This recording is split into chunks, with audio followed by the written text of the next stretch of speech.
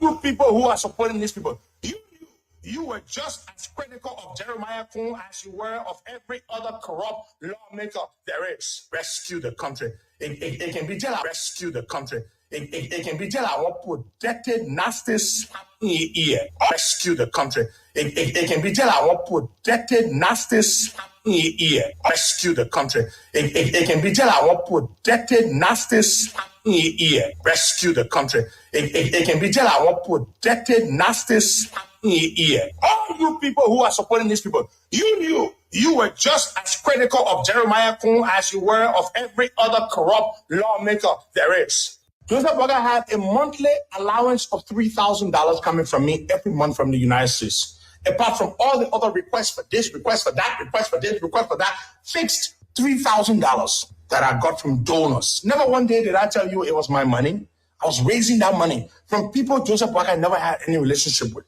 I wanted to send us a Stanton. I'm soliciting financial support for this old man because I want him to come back to run against Weah. The president Stanton said, "But Weah, man, I'm supporting Weah. Why should I give you any money to help Joseph Boakai?" I said, "Senator, you're doing it for me." And if you say whether this election is fair, I would say by the actions that we took to make corrections as we're going on, and the fact that we brought those problems to you and the Liberian people and told you what corrective measures we put in place to address the different challenges that we had, I would say to you that the 2023 10th October elections were fair elections. Look, Ome, don't get me spirited intellectually, because if you get me in the platform, what I will be doing as an emerging political scientist, that what we call political rapporteur, or I will be doing or providing political tutorage on this medium. Political tutorage? Yeah. What is political tutorage? The art of, tutoring or tutorage is tutorage. Political tutorage? Yeah. Meaning I will be teaching politically. Because of our experience, because we are so vociferous when it comes to politics, there are many of the leaders in CDC have heard of me. Even down to Moses Sakara Gray. Because, look, if Gray being in CDC, Momake Molu being there, and then you will be making mockery that here is not working. You know what is that? So I'm supposed to stay beyond, working beyond Akara Gray, or working beyond Momake Molu, or Jefferson Koji. What are you saying?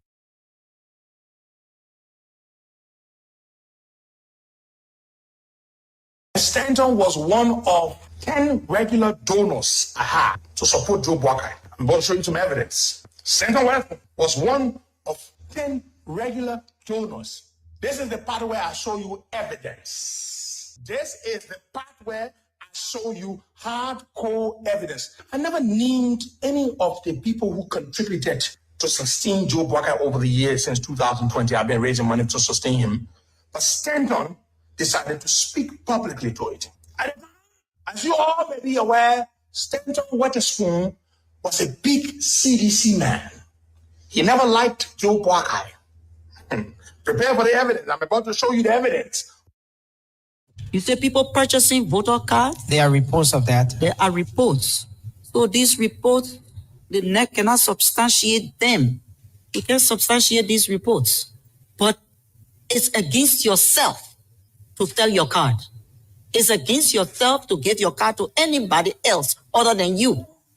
Because it's with that card that you can exercise your franchise, you can make that decision to vote for who you want to be your president, your senator, and your representative. If you want to give your card to somebody else, that person cannot use the card because the person is not you. But the person buying your card can prevent you from voting.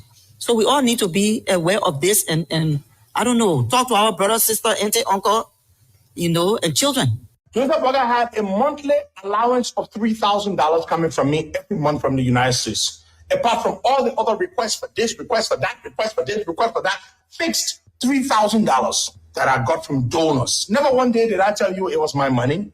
I was raising that money from people Joseph Boakai never had any relationship with. I wanted to send us a Stanton. I'm soliciting financial support for this old man because I want him to come back to run against Weah. The president Stanton said, "But Weah, man, I'm supporting Weah. Why should I give you any money to help Joseph Boakai?" I said, "Senator, you're doing it for me." Because of our experience, because we are so vociferous when it comes to politics.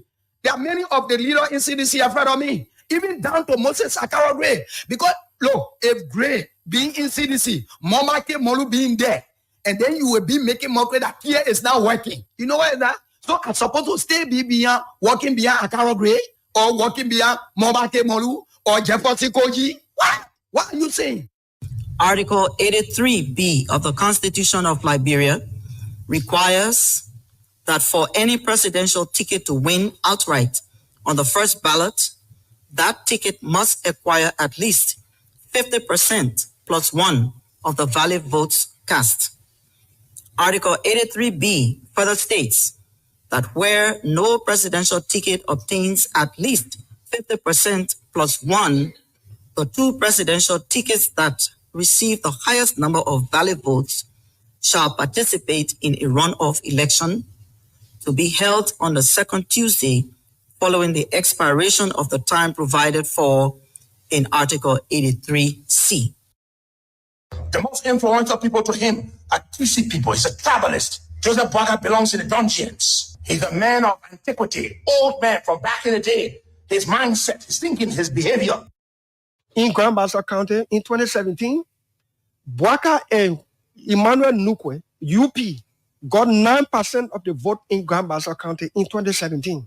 George Weah got 27% of the vote in 2017 in Grand Bassa County. Councillor Bromskin got 50.2% of the vote. The entire time Bromskin ran on Labour Day Party ticket, he never got more than 50,000 votes from Grand Bassa County.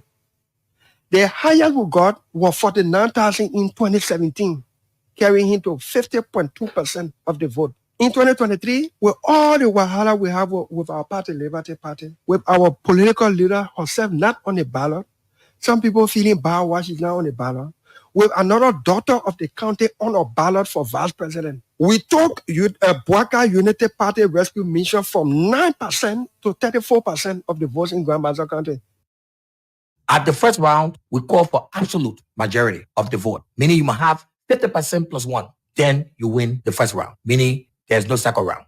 If no candidate obtained absolute majority, 50% plus one in the first round, a second ballot shall be conducted on the second Tuesday following the announcement of the results of the first ballot. Second Tuesday, I will end here. I don't have to go all the way down. Second Tuesday following the announcement of the result of the first ballot. If you need to plan for elections second round, the time the law telling you we need to conduct the second round, do you expect for us to get the money after announcing the results before we start running being a Ministry of Finance or before we start making preparation? Election doesn't work like that. While we are talking about now, the commission start to engage for that money. The commission start to make preparation for a possible second round, if there will be a second round. The time frame the law is providing, it's a very limited time frame that you expect the commission to say, we're waiting for the first round to finish. Let's see whether there will be second round before we make preparation. Obviously, the time frame is very limited. At the first round, we call for absolute majority of Rescue the country. It can be tell I want protected nasty slap in your ear. All you people who are supporting these people, you were just as critical of Jeremiah Kuhn as you were of every other corrupt lawmaker. Rescue the country. It can be tell I want protected nasty slap in your ear. Rescue the country. It can be tell I want protected nasty slap in your ear. Rescue the country. It can be tell I want protected nasty slap in your ear. All you people who are supporting these people, rescue the country. It can be tell I want protected nasty slap in your ear. All you people who are supporting these people, rescue the country. It can be tell I want protected nasty slap in your ear. All you people who are supporting these people, you were just as critical of Jeremiah Kuhn as you were of every other corrupt lawmaker there is. But a desperate 80-year-old man said, you need a triple bypass surgery, and he decided he will come and run for president. He put power, greed for power over his own life. Irresponsible, reckless individual. If you cannot fight to preserve and save your own life, how should we trust you to give you our country? What an odium, what an ignominious memento. That even at the barbituration, of the so much acclimatized. The same subsidy evacuation and barbituration was condemned by a scrupulous, fastidious, puritanical, boisterous, energetic, and a routine to thin, but today for political somnambulism and malocclusion, reticent, taciturn, uncommunicative, and unforthcoming, meaning he has foretold in their poll. Wishy-washy, fuzzy-wuzzy, hodgepodge, mishmash, and paragraph affairs, which is counterintuitive to their political campaign lamentation and promises. Today, the clamorous quest for political impunity, political immunity by our leaders is gradually germinating into political insanity. Don't trouble nothing too much, you know.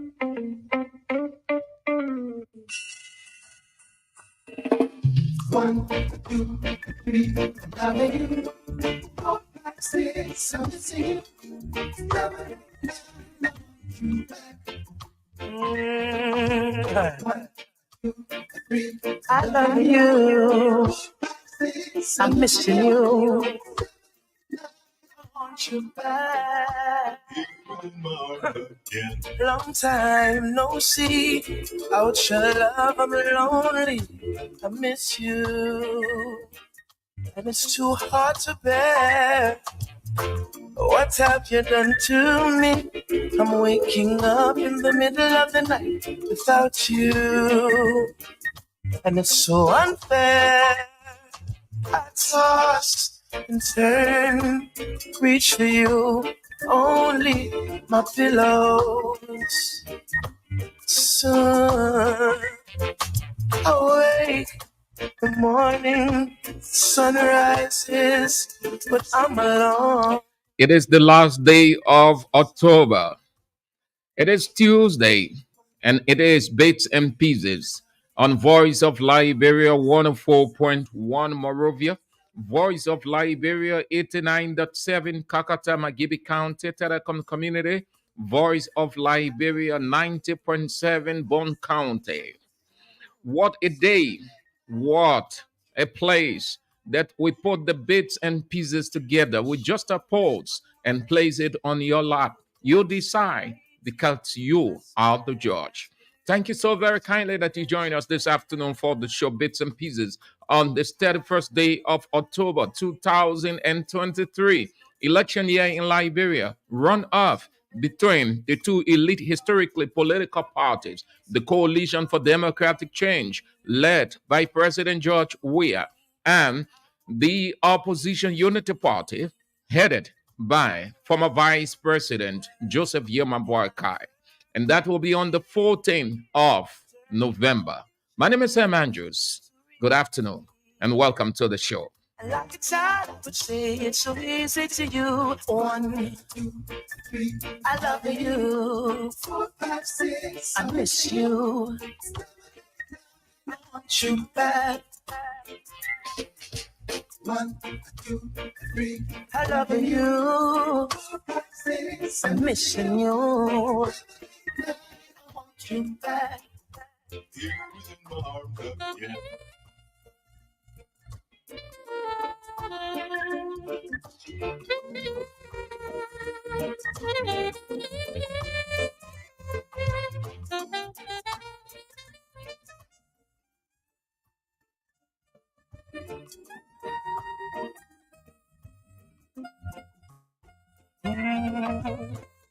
Long time no see. Without your love, I'm lonely. I miss you.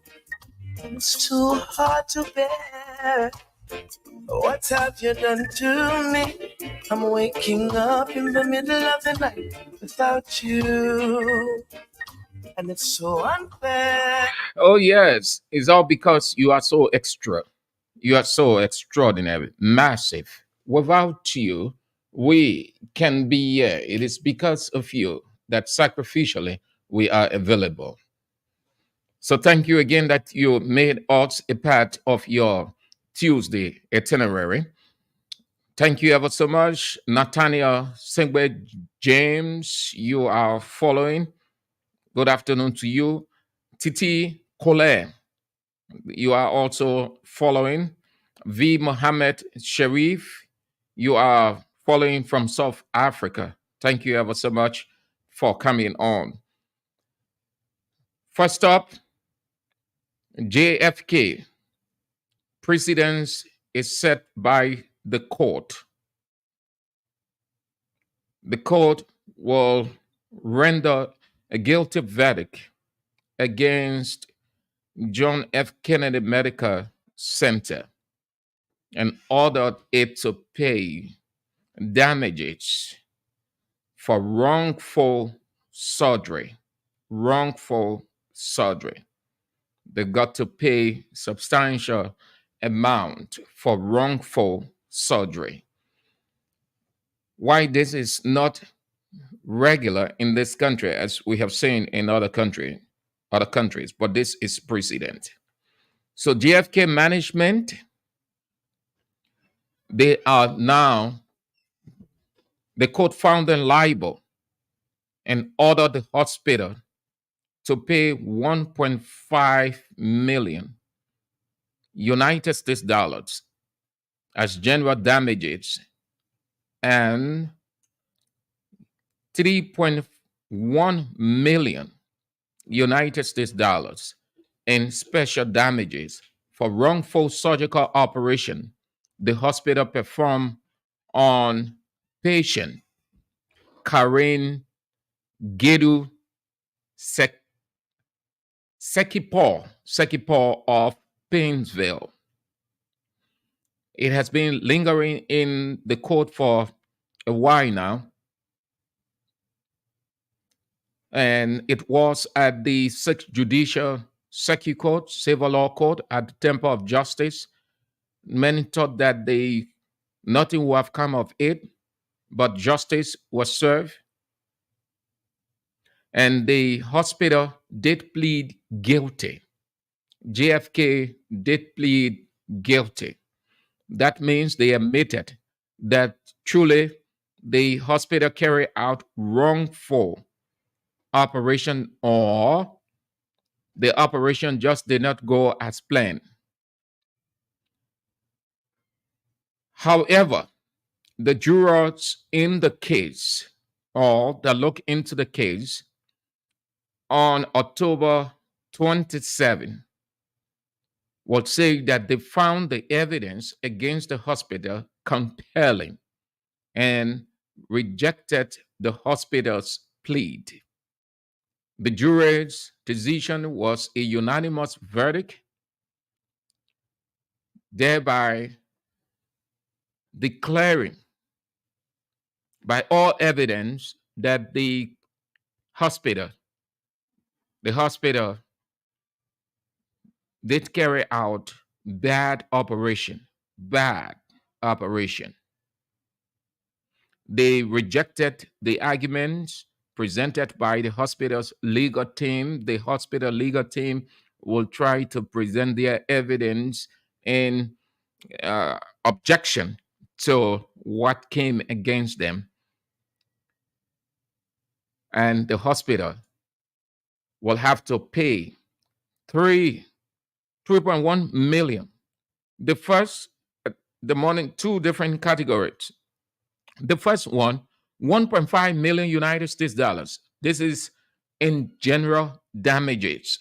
And the other is 3.1 million in special damages for wrongful surgical operation they did perform on Madam Karen Sekipo. Wrongful. It been lingering in the court for a while, and justice was served. The hospital did admit wrongful surgery. The temper, that means it did not go as the way it was. Unprofessionalism was done, to say it that way. Unprofessionalism. When you are performing surgery, it's not near perfection. Not might be perfect. It is perfect. You've got to get it 100%. Any mistake, the patient is either crippled for life or dies. Therefore, Every preparation is made well in advance with every precision and accuracy so that nothing happens. If anything goes wrong, as it was with Karen, the hospital is found liable. Now, this is not to say that the hospital didn't have some claims to counter. They did, as presented by the legal team, but the court, the final verdict, or what the jurors presented to the court, was weighty enough and overturned the legal team of the hospital to bring down the Gator verdict. So they have to pay. They have to pay such an amount. No compromise on this, except that the lady's family will want to reach some kind of settlement by installment, but the court has rendered its decision. The court rendered its decision and they have to pay. According to Karim, on May 24th, 2019, she started experiencing after the surgery heavy bleeding, and she went to Snapper Hill Clinic for tests. After receiving the test results, she was transferred to GFK for immediate surgery. She went further to say, as a result of the need for the surgery, the urgency of it, she began at JFK. It was on May 30th, 2019. According to her, upon arriving at the hospital, she was introduced to Dr. Ernest Endert, a medical professional employed there and working with the hospital, who was assigned to take care of her. She further explained the doctor requested numerous tests and informed her that he needed to perform an abdominal hysterectomy surgery, during which her ovaries will be removed due to a possible ovarian cancer diagnosis. That means cancer was in there. That's what he detected. According to her, he carried out his test in the lab with Dr. Billy Johnson. Billy Johnson is a consultant at JFK who agreed with Dr. Enders, and a day, date, and time was set for the surgery. Karen went further to say that she was instructed to return on June 12, 2019, to be admitted to the hospital for surgery.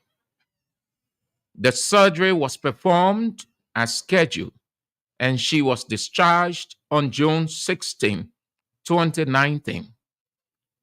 She went further to say that during her first visit to the hospital after the surgery, she was examined by Dr. Enders, who told her that she was doing well and cleared her to return to work and engage in other activities. Not stopping there, she said, relying on the clearance given, with no doubt, she returned to work. But she started experiencing severe pains in her belly and legs. And she reported her condition to JFK, but was only given medication, pills. She said her condition started to get even worse, as she could neither sleep nor eat or drink. She said that while her health condition deteriorated, the hospital neglected her. She decided to go to Fidelity Health Center, where multiple surgeries were performed on her to stop the stomach pain, remove pus from her belly, stop the bleeding, and reduce the swelling of her belly.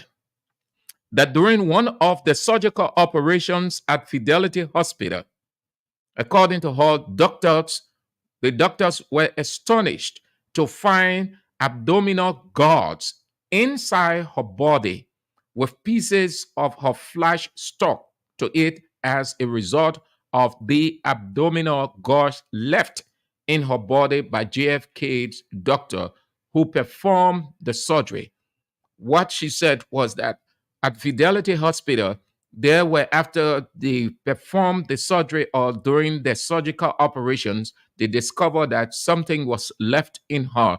And by their medical knowledge, that was the cause of her bleeding, not sleeping, all of those things. And then the legal aspect started from there. Just a bit of that.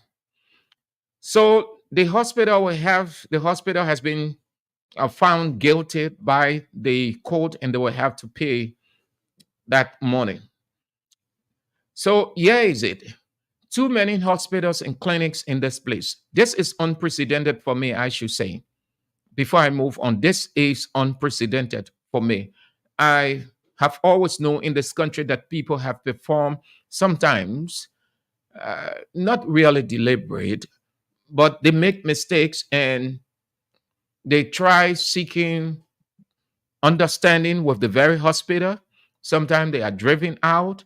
Sometimes the hospital doesn't give attention. Sometimes the hospital or clinic will claim that they aren't responsible. They didn't perform. We've heard too many things like that, so much so that people have started to they started to have a fear of going to hospital and clinic because they were afraid that if they went there, given the problem they have, they would either not come back alive, or if they ever left the hospital, they would be practically damaged. So people were moving to these quacks called community clinics and other areas that they too suffer it. But it all started given what they've heard, what they heard people say as they complain. So with this, it is a landmark ruling. It is unprecedented. I have not known in this country that a patient would take they take a hospital or clinic on a legal ground and that hospital or that patient won. No. In my opinion, this is the first time.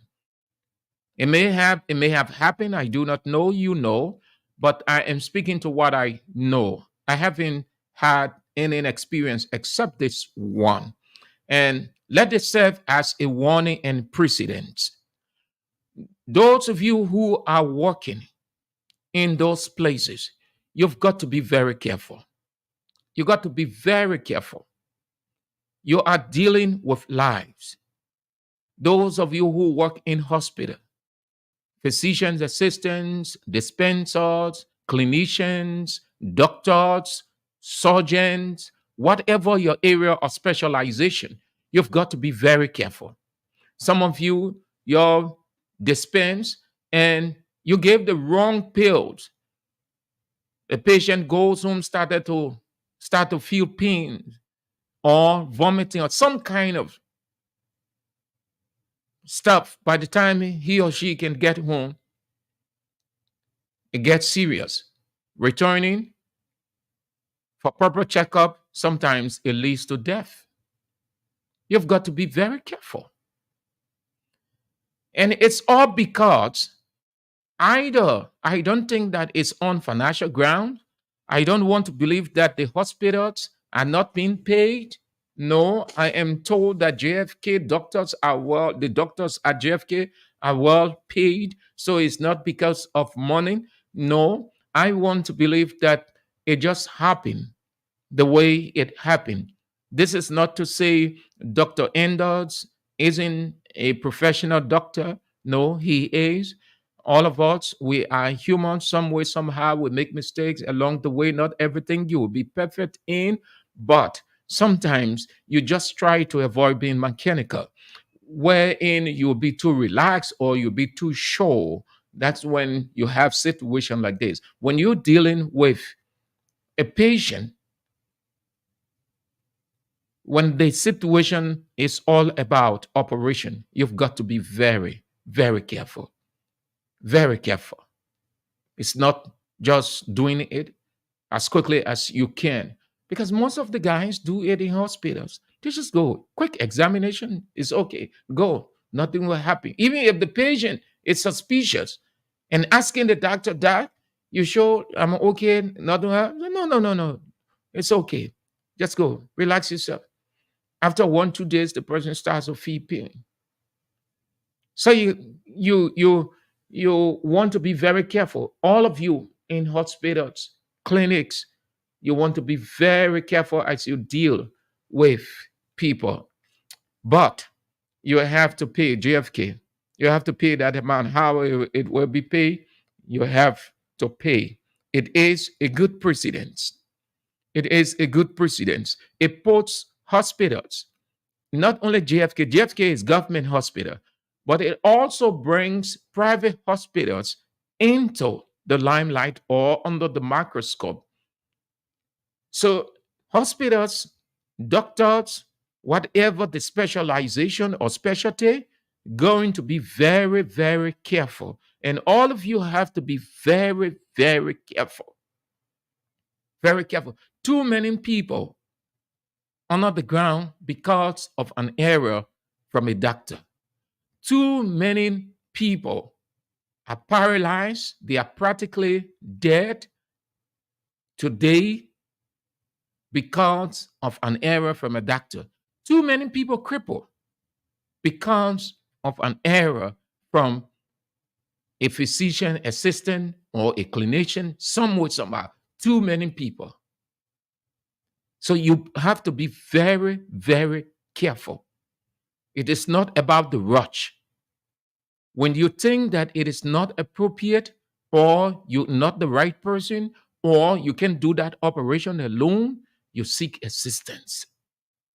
When it is not timely or you don't have all of the materials to perform, you just don't proceed. Or when the person have come from another place, having been examined, there is a way you walk around it to know. Because sometimes the problem can be from where the person starts.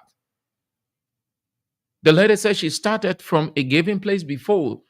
She was recommended. When she went to Snapper Hip Clinic, they recommended her to JFK. The way it all started. And then she moved to Fidelity. At Fidelity, it was discovered that JFK left something in her, a particle or element in her. So you want to be very, very careful. Every one of you, everywhere, you want to be careful.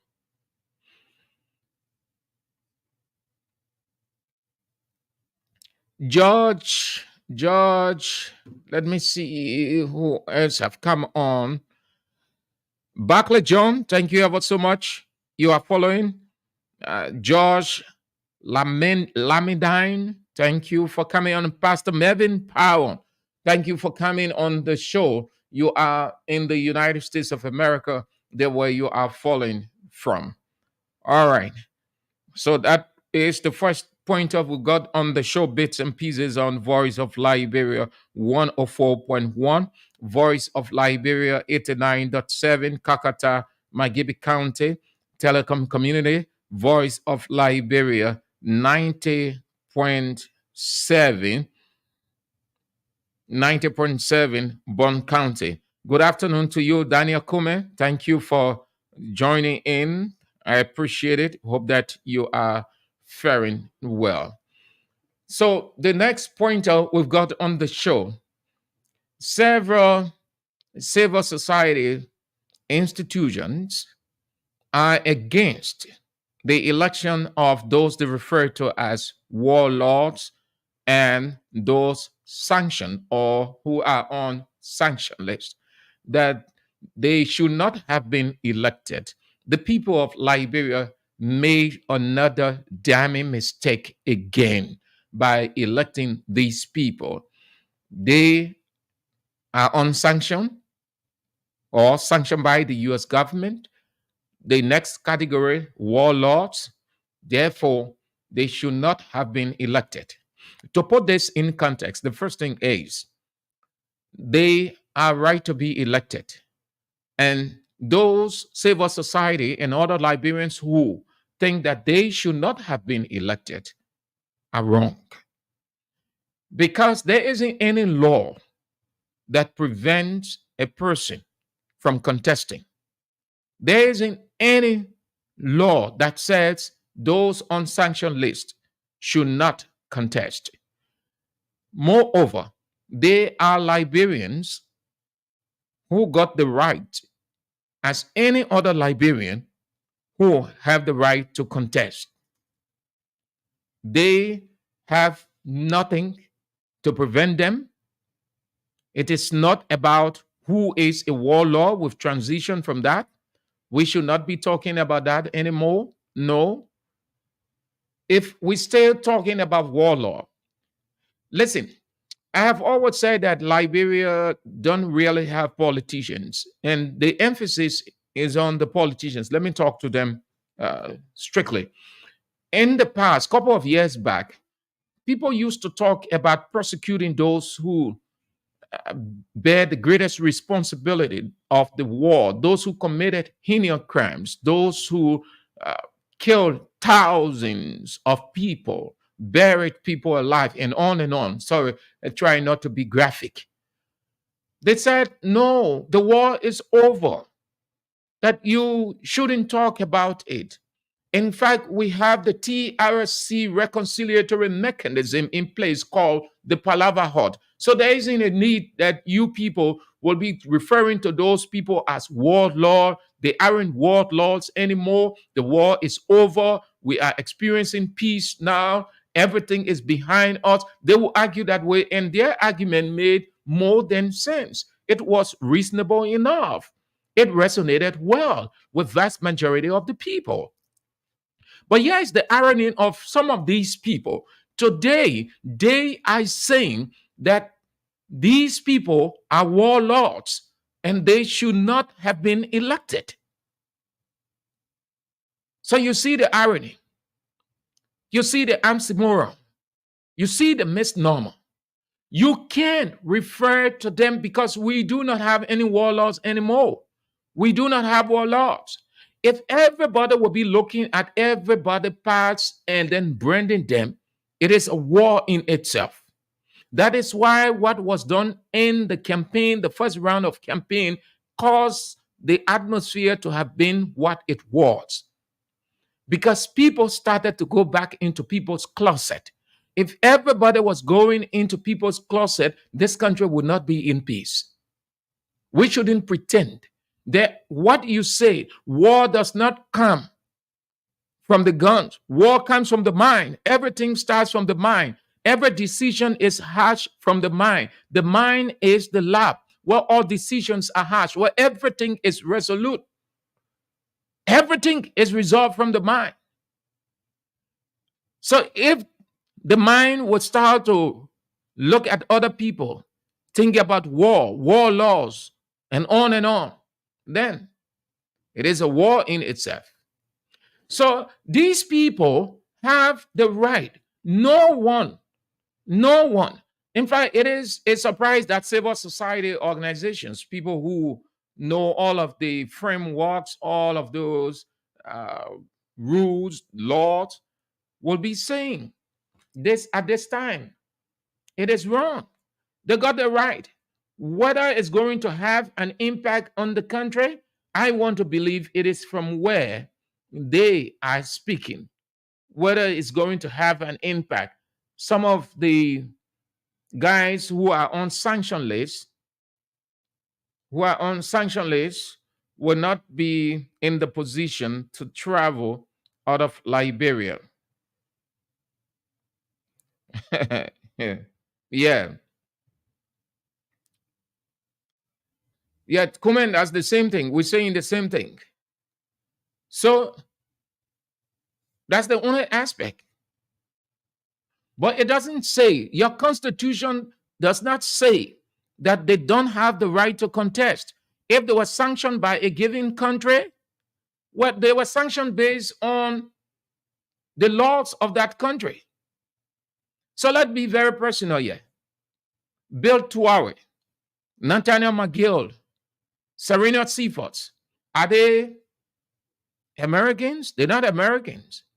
Are they under American law, or are we under American laws? No. This is a sovereign country with a sovereign constitution. The Constitution, the Americans said you did some things because we're pumping money into Liberia. As per our investigation, we found you people culpable. Since we do not have any rights beyond your borders, don't cross your border to come into our country. That's all we can do. So why not the voters should have rejected them? Some of these civil societies, institutions, in my opinion, were only acting, but I think they had different things under their sleeves. You can wait at this time. You wait at the elections finish, we're going into the runoff, then you come up that, oh no, the voters should have rejected these people. So most of the civil society institutions that voted, or individually, they voted against these people. That's what it means. They got their right. They got the right. The Constitution did not say McGill, Bill Tuawe, Serena Seaforth are barred. Brandon Samuel was barred from taking his seat because it was in the confine. The legal people can say Billy Witt. It was in the confine, the perimeter of Liberia's law. So he was sanctioned and barred from taking office by the laws of Liberia, not the American laws.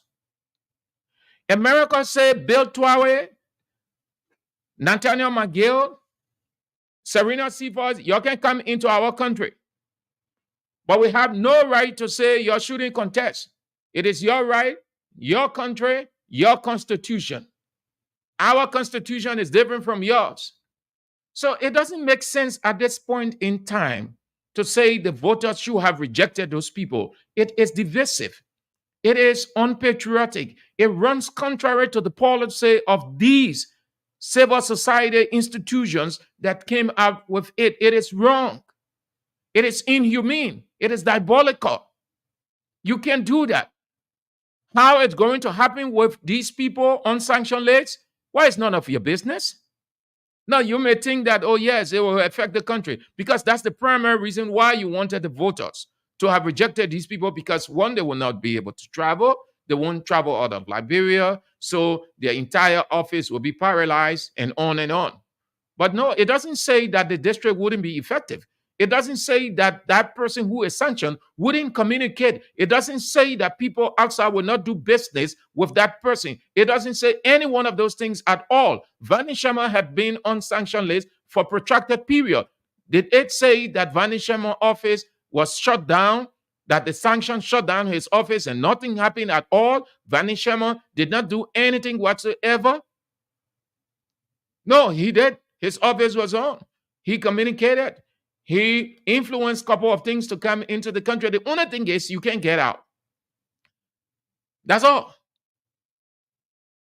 Moreover, we do not have warlords anymore. We should stop referring to our own people that way.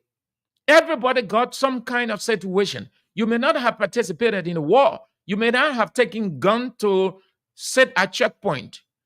You may not have fired a bullet at a person. You may not have killed, but everybody did something some way. Even till now, the fact that you can say that these people are warlords, they should be rejected, or they should have been, and you want them to be rejected, or they should have been rejected in the first round of balloting, is evil.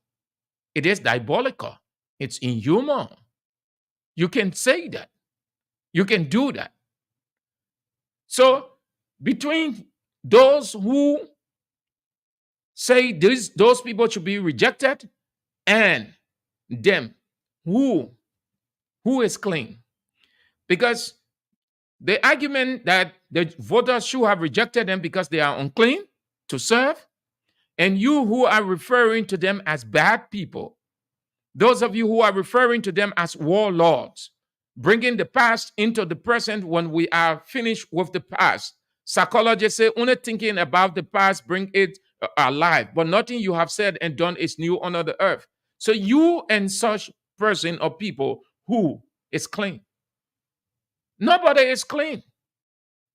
We should graduate from this life. It is wrong. Nobody is clean. Just the fact that you can put on some kind of characterization, the fact that you can characterize people, you can categorize people, it is an inhumane act. It is a war in itself. Don't characterize anybody. It's the same as vilification. It is the same as being divisive. You can't. It is wrong. They are Liberians. They have the right to contest. The Constitution did not go with names. That Nathaniel Magay, Bill Tuawe, Serena Sifa should not contest. The Constitution said it is open to every Liberian who meets all of the requirements.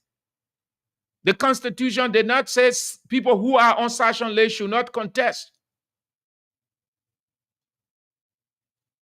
Okay, that will be doing it for that. So let's move to the next talking point. What's the next pointer I want to talk about? The next pointer is the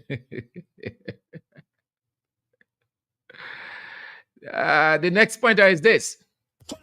People, you better not vote for Joe Parker. He hates you all with a disdain. I don't know what Congo people did to this man. It can be tell I want protected, nasty slap in your ear. Rescue the country. It can be tell I want protected, nasty slap in your ear. All you people who are rescue the country. It can be tell I want protected, nasty slap in your ear. All you people who are supporting these people, rescue the country. It can be tell I want protected, nasty slap in your ear. Rescue the country. It can be tell I want protected, nasty slap in your ear. All you people who are supporting these people, rescue the country. It can be tell I want protected, nasty slap in your ear. Yesterday, Costa had his public address, or he did his public address, and I should inform you that he said another one is coming up. He's coming up with another one that might be tomorrow. Another package. He's unleashing everything, Joe Barker. As much as I would not want to talk about Joe Barker, or let me say it this way, I'm not going to talk about the beef that went on between them, but rather from a national standpoint. That every one of us got to be careful. Everybody got to be careful. Right now, the atmosphere is volatile. There is a high level of distrust. If you leave yourself vulnerable, you are finished. You have to treat everybody with skepticism. You got to treat people right now. And it's good it happened. Listen, it's good it happened. You sometimes certain things happen in life. You may not understand why it happened. You may think that it is against you or it should not have happened. And so you get so uncomfortable. You put on that eerie feeling. But is when you look at it carefully, you learn so much lesson from it. So it is a good lesson for the country. It is a good lesson for the country. All of these things that happening, good lesson for the country. I think it's going to change the country for the better. That's how I see it. It is going to change Liberia for the better. It is going to change the country for the better institutionally. It is going to change the country for the better individually. People will change their attitude towards one another. The country will experience a paradigm shift. Coming out of crisis puts one in a better position of how to face the future. Coming out of crisis individually puts one in a position to make adjustment. And I can see why the Reverend Dr. Lawrence Burpley would say, change your minds, change your attitude. If ever was a time that people do self-examination, institutional examination, and change minds and change attitude, now is the time. All of these things that happen in the past and happening still,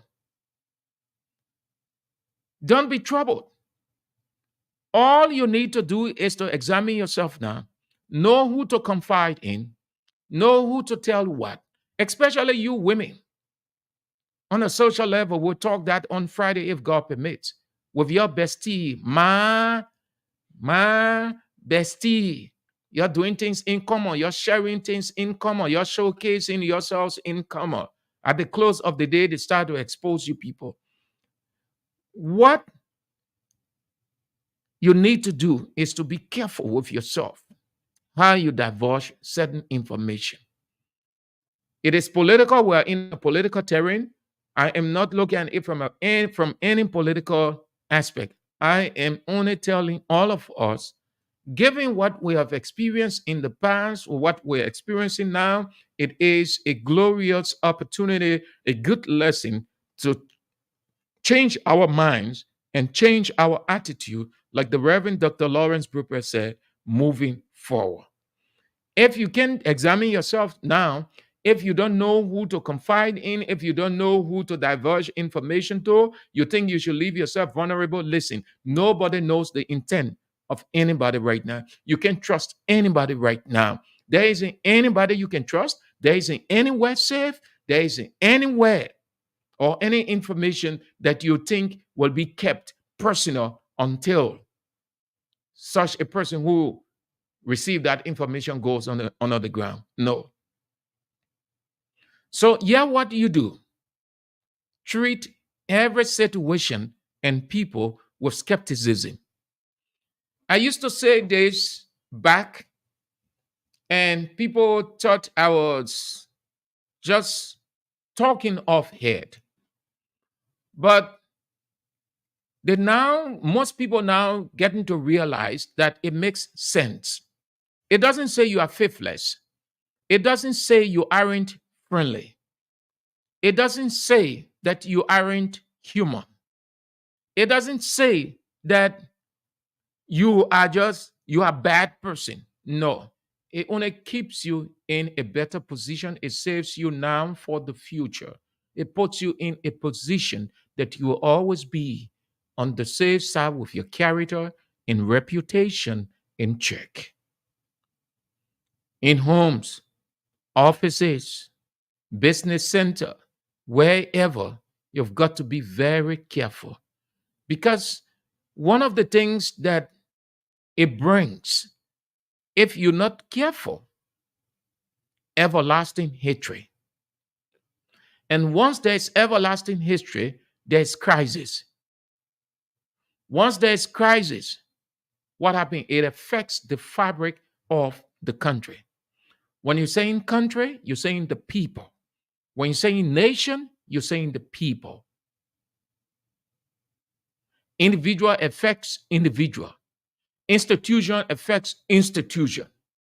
So we've got to be very, very careful. If you did something for somebody, if you render alms to somebody or you render good to somebody, even if the person said something to you in return and you just didn't like it, it didn't go down well with you, I beg you, restrain yourself. Don't put it out. You may think that it is the right thing to put it out. You may think that you want to expose the person. You may think that you want to let the public to know how ungrateful that person is. No, but in such a situation, you are only portraying yourself as the most ungrateful person. Probably many of you don't know. The one who brags of what he or she would do or did for a person is the one who is exposing himself. It is not the person who said or the person who you may have given. The person isn't saying, you saying, because the person may have said something to you, so you come up. So you want to avoid that. You want to be careful. If you did something for somebody, don't talk about it. If the person even hurt you, leave it. You know why? God, who created all of us, he said the same thing. He said, if a person did something for you and you hurt that person, or you did something for a person and the person hurt you, whatever the situation, never ever talk about it. Never ever go about telling people that you did this for the person, you did that for the person. You know why? Because when you do, then he is off you and you are on your own. And you know what it means? If God gets off you and you are on your own, life gets so miserable for you. Well, you think this is not true, but there are a number of people in this world, on this earth, even in this country, going through miserable time, terrible time, because of what they did or what they said they did for people, and they will go public with it. You don't. You want to leave it. You want to leave it, especially those of us who are Christians. We brag too much. We tend to be more Christian than Jesus Christ. But yet, we will fulfill not a single line of the very Bible. The Bible said, those who are followers of Jesus Christ, whatever you did for a person or whatever you do, even if the person hurts you, never ever go public with it. Never tell people that you did this, you did that. Never, as long as you live on earth. Because here is the implication. We are all, whether Muslims, Christians, Baha'i, Confucian, Rastafarian, whatever the religion, we are all under one spiritual covering called God. All of us. All of us believe in one God, whichever way he can be interpreted. But everybody refers to the creator and sustainer of the universe. So that is a spiritual covering right there. So if the creator of everybody would say that if you did something for somebody, don't talk about it. If you are hurt by that person and you did, then it means that the person is saying you're going to be on your own. It is what is referred to as CURSE, curse.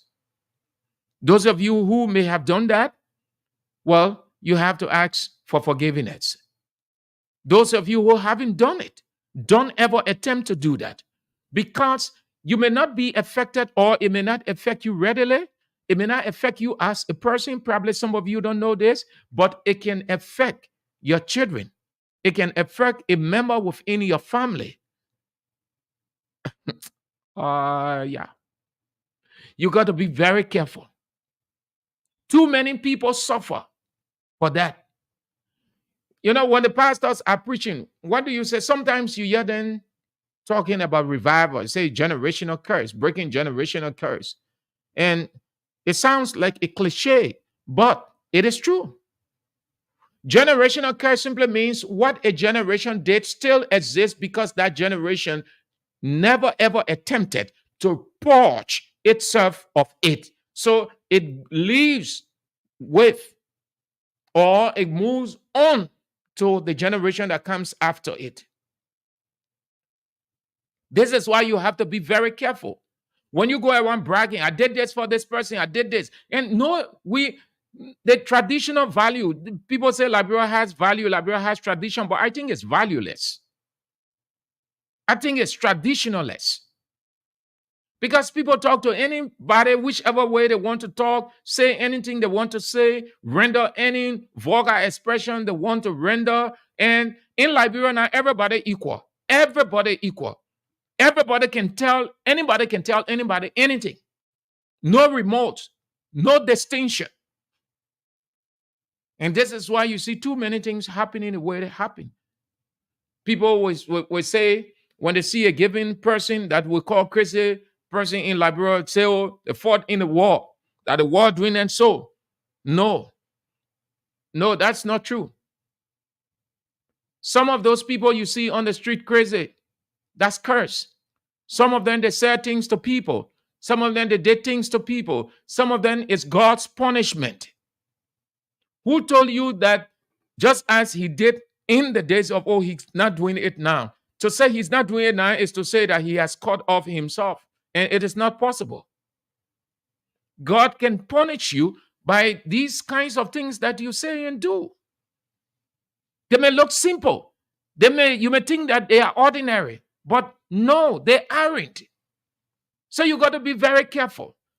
This is the lesson I've always learned from situations like this. I would never ever look at anybody and say, I did this for you.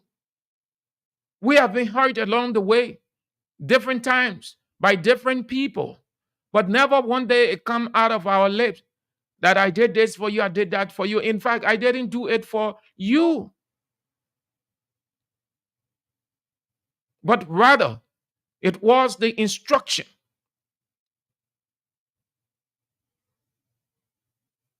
from the Creator. So you want to stop it, people. Wherever you are, in that office, at that business center, in your house, wherever, as you transact with people, whenever you render assistance to people, whenever you render help to people, if the created crisis for you, don't bring it out. Don't bring it out. Just leave it.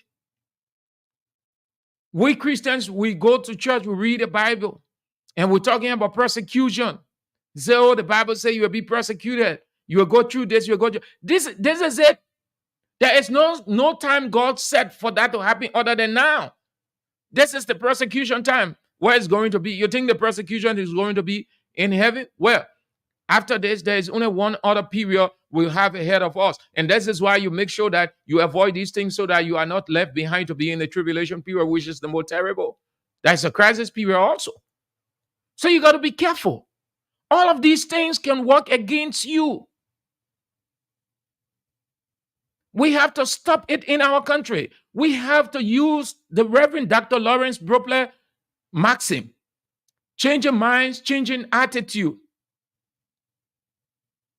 You can experience, you can create your own disasters just from what you say or by what you say. Everything starts from the mind. Once it is resolved here, the next thing is action. And before you can realize it, it's late. That's when you hear people, oh, if I had known. But it's late, it's gone. So we've got to be very, very careful. Very careful. So with that said,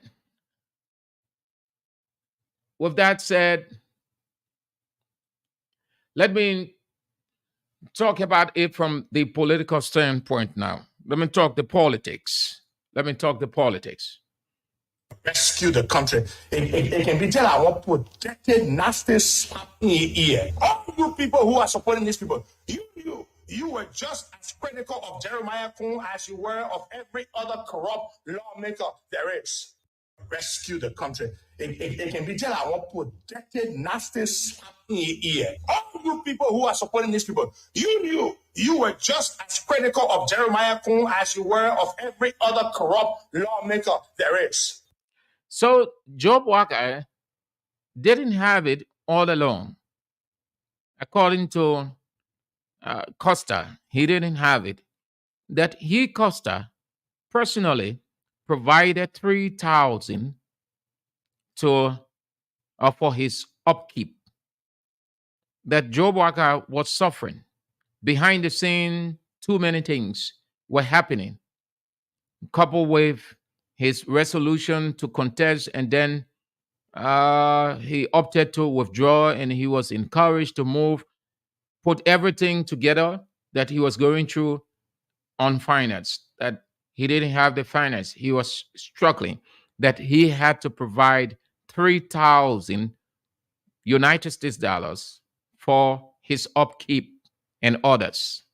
Joseph Boga had a monthly allowance of $3,000 coming from me every month from the United States. Apart from all the other requests for this, requests for that, requests for this, requests for that, fixed $3,000 that I got from donors. Never one day did I tell you it was my money.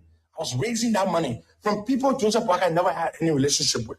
I wanted to send, I said, Stanton, I'm soliciting financial support for this old man because I want him to come back to run against WIA. The president Stanton said, but I'm supporting WIA. Why should I give you any money to help Joseph Boga? I said, but Stanton, you're doing it for me. So what about his family? Did you give financial support to his family too? When I was going to Liberia to register to vote, I sent Joseph Boga 5,000 US dollars of my own money. This is it right here. I will show you. March 27, 2023. Read the message. Let me read it for you. Good evening, Uncle. I just wired 5,000 to Elwood for you. He will receive it tomorrow. I hope to bring something when I travel home this weekend. Stay blessed. Let me read his response to you. Henry, Elwood informed me of the surprise transfer today. I'm most grateful, and this is from the bottom of my heart. My people, what if 5,000? Let me zoom it. What do you see there? You see it? Wells Fargo Bank. You see that? You see that, my people? Yeah. 5,000 US. Then I went further. I said, I also send money for your people. For all his people. I send money for them, including the Jacob Kabakoli, all those people. You see here? This is a send wave. 1,500. This is Jacob Kabakoli, 1,000 US. This is Afro Peel, 500 US. This is Elwin, all of them. These are the people that are saying I never did anything for them. For years, I was financially supporting Joe Boakai, raising money up and down for him. 90% of the money I gave Joe Boakai, I raised from other people. 10% was my own money. I was helping this man. Not one day did Joseph Boakai, not only him, his son Jojo, his wife, and all those people. For years, I was doing that. And I was not doing it because I wanted something from him. I was doing it because I thought he was a good man. You have to be careful and grateful to people who do so much for you. When you want to go public and tell people that this and that and all that kind of stuff, it is wrong to do that. You do not do that. Mr. Yuri, for example, who will never come and tell you what he's done for Joe Boakai, but then they say, I never did anything for him. So I decided to come tell him, to tell you all, and send him look like he gave me all the money for Joe Boakai. He was just one of 10 donors I had for Joseph Boakai. Let me tell you something, another thing Joe Boakai used to do. Joseph Boakai would ask me for money. When I send him money, he will go use the money for different things. So it is known in Liberia, this has been lingering for a while, and that Joe Boakai is of age. He has aged, so he's frail, and frailty and illness are Siamese twins. So he's been moving in and out of the country, even though his people would not say that he will move for medical routine checkup, but suspicion will abound to that. Costa will make that clear again that he pay his medical bills, that truly he is sick, and on many occasions he will shoulder the financial responsibility of paying his medical bills. Should Jeremiah couldn't be the man that you be talking about behind a sick 80-year-old man whom I took to the hospital, paid his medical bill, and doctor said he needs a surgery, and he's talking about he wants to take power, get inaugurated, leave Coon in power, and then go to do surgery. Only God knows whether he's going to return. So let's hold on to those claims or Costa's truth. Let's take it that way, Costa's truth. Here's what I want to say to that. One, Costa is relevant, very relevant in these times.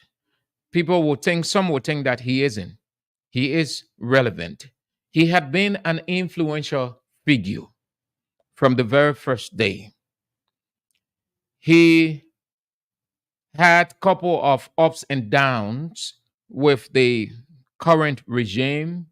He lambasted the regime. He said awful things about the regime and about President George Weah, to the extent that he went on the president's person. And beyond that, he remained relevant globally on his platform. He's in the country, endorsed President George Weah with this cliche: President Weah would swallow it. So, to show the first sign of readiness to campaign for the president, his public address. And the public address center entirely on ingratitude, on almsgiving, on sycophancy from the other side. It didn't say when and how President Weah's re-election campaign from his end going to be or get started. I told you a couple of minutes ago, he said that he's unleashing another round of infolds, ingratitude infolds on Joseph Boakai. So my understanding is, since Joseph Boakai is in the runoff against President George Weah, the goal is to damage him further. It is my understanding politically. But here is the philosophical wisdom or understanding to that. He isn't damaging Joe Boakai. I think he's running campaign for Joe Boakai. Because in such a time, there isn't a news about Costa and Joe Boakai. There isn't anything that Costa would say about Joe Boakai will be in news. In fact, some have already started to make mockery of it. Whenever something is said, you hear expression like this. But we heard it before. We tired hearing it. They're not news. We won't hear more. We used to it. When you get response like that, you know what it means? As long as you want to talk, whatever you want to say, whichever way you want to say, we aren't moved at all. You're not making any impact on us. We're not thrilled. We're not touched by it. It is nothing new to us. So I don't think that, because my understanding is the goal is to damage Joe Boakai